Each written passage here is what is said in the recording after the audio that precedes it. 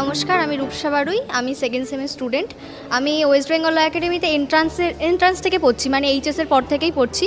আমার এটা নিয়ে দুটো ওয়ার্কশপ, 3-4টে দুটো মুড কোর্টে নাম দিয়েছিলাম। তারপরে কোর্ট ভিজিট, সব কিছুতেই নাম দিয়েছি, গেছি, পার্টিসিপেট করেছি। এক্সপিরিয়েন্সও খুবই ভালো। শুধু থিওরিটিক্যাল পড়াশোনা ছাড়াও যে প্র্যাকটিক্যাল এত কিছু হয়, ল মানে এই যে প্রফেশনটা, এটা তো মানে বইয়ের মাঝে কিছু নেই। নাম্বার পাবো, রেজাল্টেই থাকবে, বাট তার বাদে যে প্র্যাকটিস, এই যে প্র্যাকটিসের ব্যাপারটা, এটার জন্য যে আমরা সঙ্গে সঙ্গে যদি কোর্টে যাই আমরা ঘাবড়ে যাব। এই যে আমাদের বাকি আদার্স যে এই যে অভ্যাসগুলো তৈরি করছে, এই যে আমরা আসতে পারছি, কি হচ্ছে, মানে এত গুণীগান মানে মানুষের সাথে আমরা কথা বলতে পারছি, তাদের সংস্পর্শে আসতে পারছি, অনেক কিছু শিখতে পারছি। তার জন্য ওয়েস্ট বেঙ্গল ল একাডেমিকে অসংখ্য ধন্যবাদ। আমার নাম গোপা সরকার।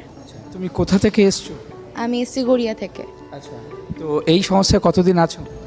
আমি 1 বছরও হয়নি, মেবি 8 মাস হলো আমি এই একাডেমিতে পড়ছি। আমি এইচএসের পরই লয়েতে ঢুকে গেছি। তো এই সংস্থায় এসে তোমাকে কেমন লাগছে? খুবই ভালো লাগছে। আমি ওয়েস্ট বেঙ্গল ল একাডেমিতেই পড়াশোনা করি। আমার এখন 4th সেমিস্টার চলছে, সেকেন্ড ইয়ার। তো মানে আগে আমি অন্য কোথাও পড়তাম, এখন আমি ল একাডেমিতে পড়ছি, ওয়েস্ট বেঙ্গল ল একাডেমিতে। আর এখানকার ম্যাম স্যার ভীষণই ভালো, খুব সাপোর্টিভ।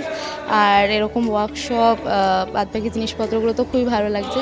আশা করি এই প্রফেশনটা আরও ভালোভাবে এগিয়ে নিয়ে যেতে পারবো। আমরা এই মুহূর্তে পেয়ে গেছি।